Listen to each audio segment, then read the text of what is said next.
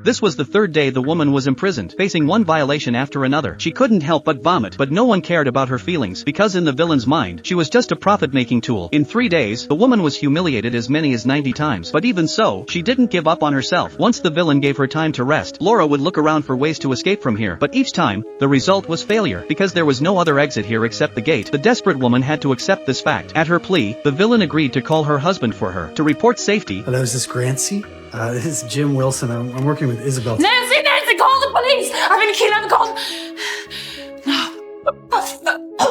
Laura completely broke down. She didn't know when this kind of life would end. Maybe only leaving the earth could be a relief. This day, she had just finished a business, and saw the villain change the new sheets for her. I've changed it this time.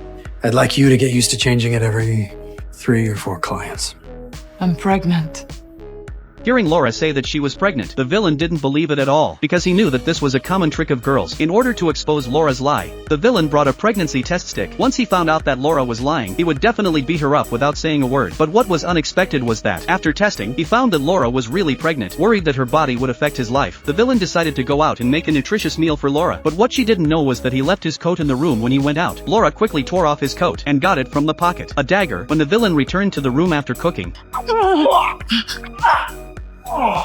Laura seized the opportunity to stab the villain, and quickly took the opportunity to run out of the secret room. She ran and shouted for help. Seeing the villain had already caught up, she knocked on doors everywhere in panic. Fortunately, in a critical moment, she finally knocked on the door of a house. But just when she was about to send an email to her husband with the computer, the little girl opened the door for the villain. The man tore off the network cable, and then immediately stepped forward to subdue the woman. Daddy? It turned out that this girl was the villain's daughter. Laura didn't expect that she had knocked on the villain's room.